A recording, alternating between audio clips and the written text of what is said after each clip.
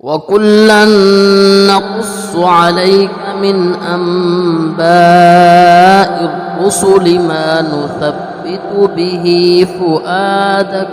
نحمده ونصلي على رسوله الكريم أما بعد فأعوذ بالله من الشيطان الرجيم بسم الله الرحمن الرحيم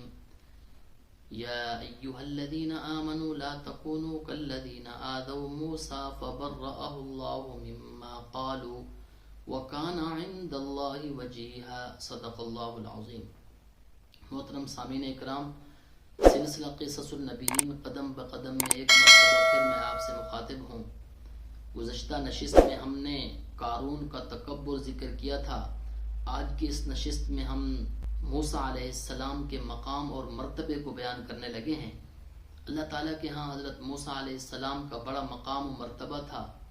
اللہ تعالیٰ نے حضرت موسیٰ علیہ السلام کو معجزات عطا فرمائے، حضرت موسیٰ علیہ السلام کو اپنے ساتھ ہم کلامی کا شرف بھی عطا فرمایا، اور موسیٰ علیہ السلام کو جن لوگوں نے تکلیفیں دیں اللہ تعالیٰ نے حضرت موسیٰ علیہ السلام کو اس سے بری فرمایا۔ تو ایک تکلیف لوگوں نے حضرت موسیٰ علیہ السلام کو یہ بھی دی کہ حضرت موسیٰ علیہ السلام اپنے جسم کو ڈھانپ کر رکھتے تھے،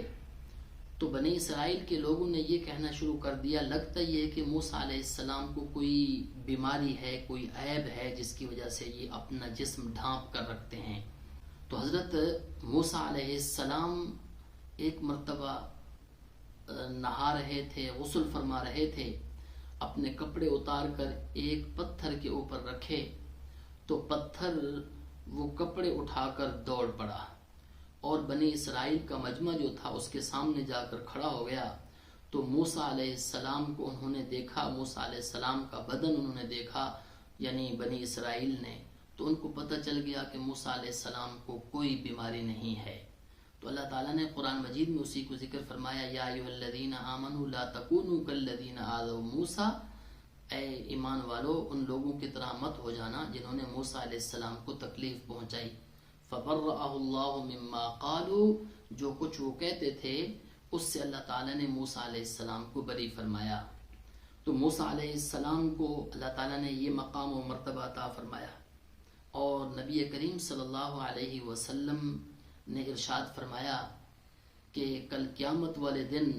جب تمام لوگ بے ہوش ہو جائیں گے، اس کے بعد وہ اٹھیں گے، سب سے پہلے میں اٹھوں گا اور میں دیکھوں گا کہ موسیٰ علیہ السلام نے عرش کے پائے کو پکڑا ہوا ہے۔ آپ صلی اللہ علیہ وسلم نے فرمایا مجھے نہیں معلوم آیا کہ موسیٰ علیہ السلام بے ہوش ہوئے بھی ہیں یا نہیں، یعنی موسیٰ علیہ السلام جو کوہ طور پر بے ہوش ہوئے تھے اس کے بدلے میں بے ہوشی ممکن ہے نہ ہوئی ہو، یا ہوئی ہے اور وہ پہلے ہی ہوش میں آ گئے ہیں۔ یہ بھی حضرت موسیٰ علیہ السلام کا مقام نبی کریم صلی اللہ علیہ وسلم نے بیان فرمایا۔ اس سے یہ بات ہرگز نہ سمجھ لی جائے کہ نبی کریم صلی اللہ علیہ وسلم کا مقام یا مرتبہ حضرت موسیٰ علیہ السلام سے کم ہے، اس لیے کہ قطعی اور یقینی طور پر یہ بات معلوم ہوتی ہے روایات سے کہ سب سے بڑا مقام اولاد آدم میں وہ جناب رسول اللہ صلی اللہ علیہ وسلم کا ہے۔ تو حضرت موسیٰ علیہ السلام کی یہ ایک تو جزوی فضیلت نبی کریم صلی اللہ علیہ وسلم نے بیان فرمائی، تو حضرت موسیٰ علیہ السلام کا ایک مقام یہ بھی ہے۔ باقی حضرت موسیٰ علیہ السلام کی وفات، نبی کریم صلی اللہ علیہ وسلم کی ایک حدیث ہے کہ حضرت موسیٰ علیہ السلام کی روح قبض کرنے کے لیے جب فرشتہ عزرائیل موسیٰ علیہ السلام کے پاس گیا تو موسیٰ علیہ السلام نے ان کو ایک تھپڑ ماری جس سے ان کی آنکھ نکل گئی۔ اللہ تعالیٰ کے پاس چلے گئے کہ یا اللہ موسیٰ علیہ السلام نے تو میری آنکھ نکال دی ہے، تو اللہ تعالیٰ نے آنکھ کو حکم فرمایا، وہ تو ٹھیک ہو گئی، لیکن اللہ تعالیٰ نے اسرائیل سے فرمایا کہ موسیٰ علیہ السلام کے سامنے ایک بیل لے جاؤ اور ان سے کہو کہ اس کی کمر کے اوپر ہاتھ رکھیں، جتنے بال بھی اس کے نیچے آئیں گے اتنے سال ہم ان کی زندگی بڑھا دیں گے۔ تو اسرائیل علیہ السلام جب حضرت موسیٰ علیہ السلام کے پاس آئے اور آ کر انہوں نے یہ فرمایا تو حضرت موسیٰ علیہ السلام نے فرمایا اس کے بعد کیا ہوگا؟ تو اسرائیل علیہ السلام نے فرمایا اس کے بعد بھی موت ہوگی۔ تو موسیٰ علیہ السلام نے فرمایا اگر اتنے عرصے کے بعد موت ہے تو اس سے بہتر ہے کہ ابھی موت آ جائے، لیکن حضرت موسیٰ علیہ السلام نے اللہ تعالیٰ سے ایک دعا فرمائی، یا اللہ مجھے بیت المقدس کے قریب کر دے۔ یعنی اگر کوئی آدمی پتھر پھینکے تو وہ بیت المقدس میں جا گرے، اتنا قریب کر دے، تو اللہ تعالیٰ نے حضرت موسیٰ علیہ السلام کو بیت المقدس کے قریب کر دیا۔ رسول اللہ صلی اللہ علیہ وسلم نے ارشاد فرمایا اگر میں بیت المقدس کے پاس ہوتا تو میں تمہیں سرخ ٹیلے پر موسیٰ علیہ السلام کی قبر دکھلاتا۔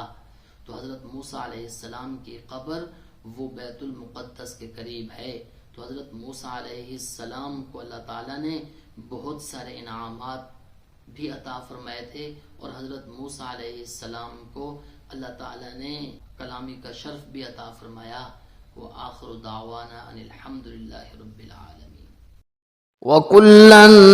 نَّقُصُّ عَلَيْكَ مِنْ أَنبَاءِ الرُّسُلِ مَا نُثَبِّتُ بِهِ فُؤَادَكَ